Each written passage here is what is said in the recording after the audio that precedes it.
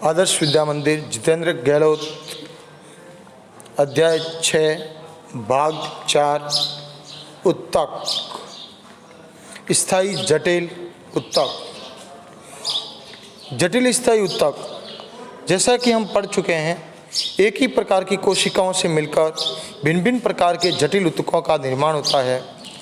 वे उत्तक जो एक ही प्रकार के दिखाई देते हैं, ऐसे उत्तकों को साधारण स्थायी उत्तक के नाम से जाना जाता है।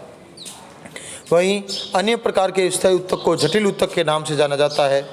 जटिल उत्तक एक से अधिक प्रकार की कोशिकाओं से मिलकर बने होते हैं और ये सभी एक साथ मिलकर एक इकाई की तरह कार्य करते हैं, जो जाइलम और फ्लोएम इसी प्रकार के जटिल उत्तकों का उदाहरण हैं।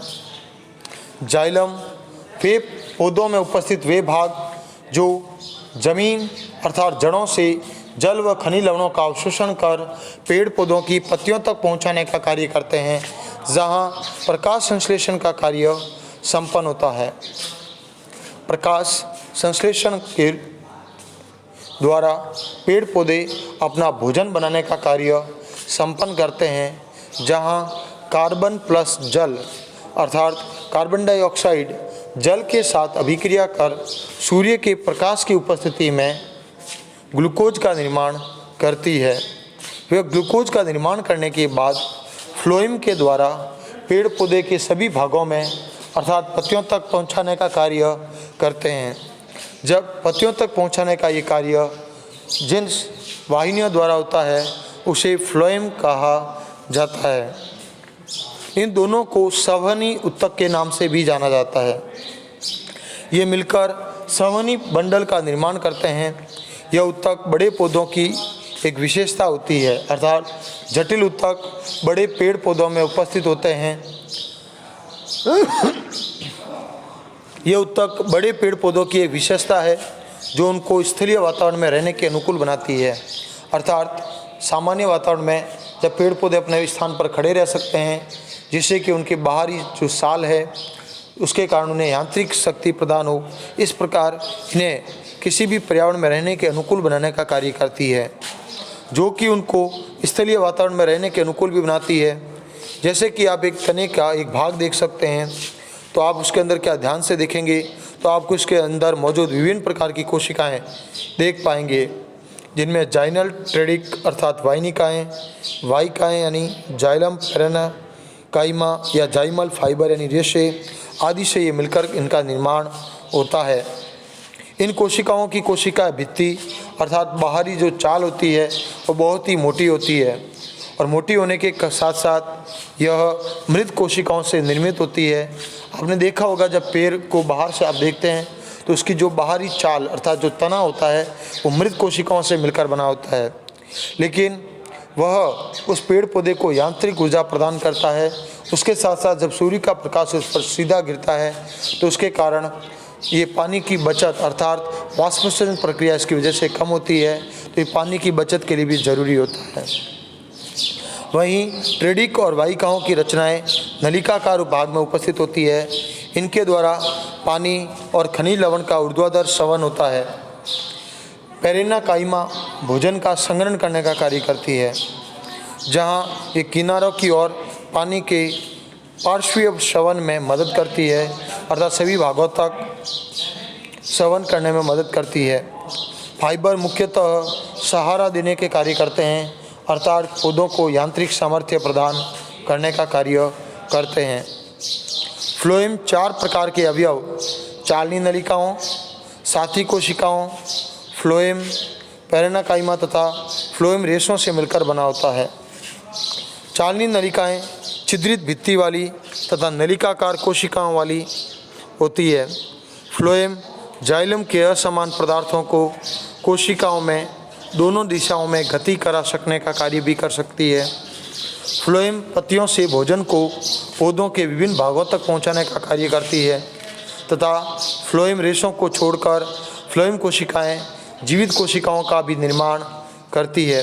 जैसे कि हम यहाँ पे एक चित्र देख सकते हैं जहाँ पर जाइलम और फ्लोएम की विशेष रचनाएं बताई गई। इन दोनों भागों के अंतर्गत एक जाइलम है और एक फ्लोएम है।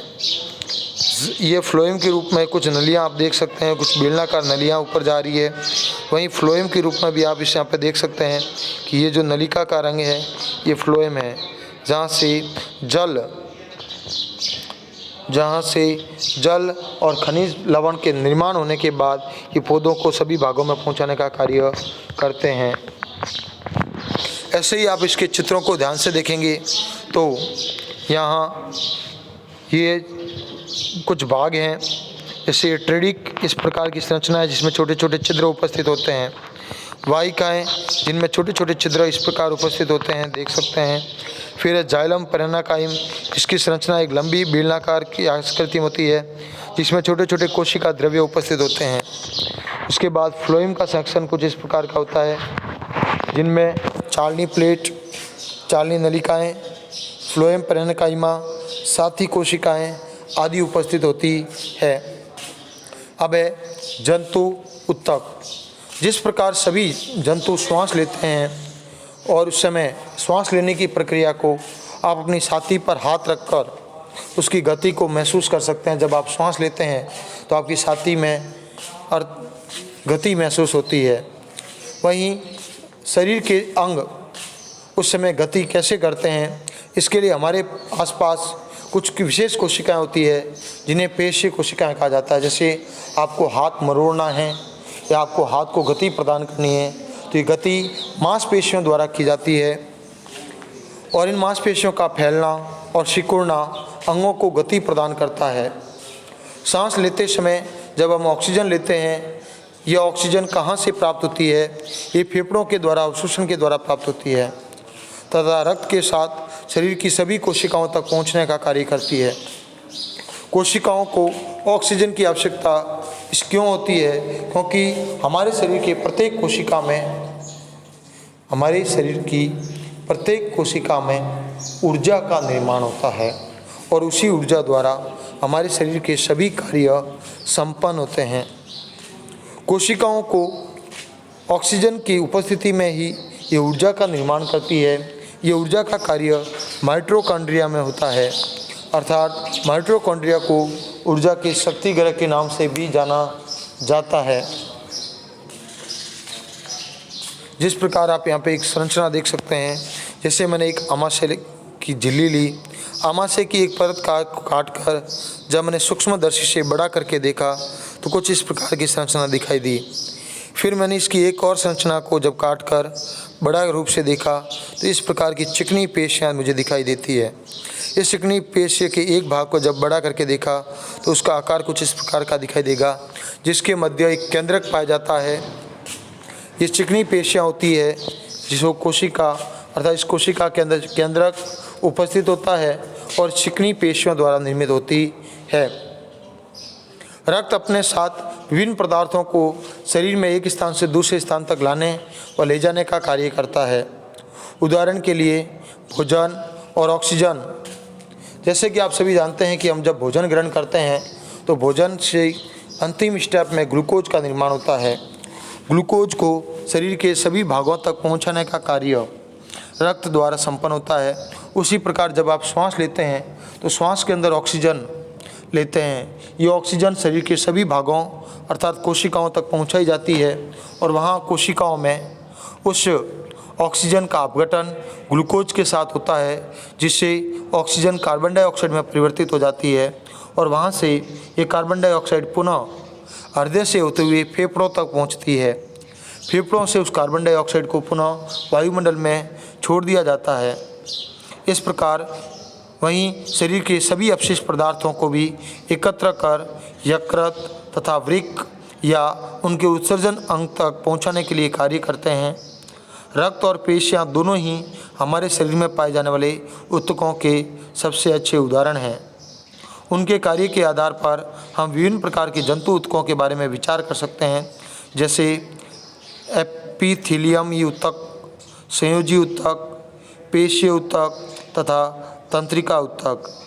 इनमें रक्त भी एक प्रकार का संयोजी ऊतक है तथा पेशीय ऊतक भी, जहाँ पेशियाँ अर्थात मांसपेशियाँ पेशीय ऊतक का सबसे अच्छा उदाहरण है। आज का गृह कार्य, आप गृह कार्य में इन 3 प्रश्नों के उत्तर लिखेंगे। सरल उत्तक कितने प्रकार के होते हैं? नाम लिखेंगे।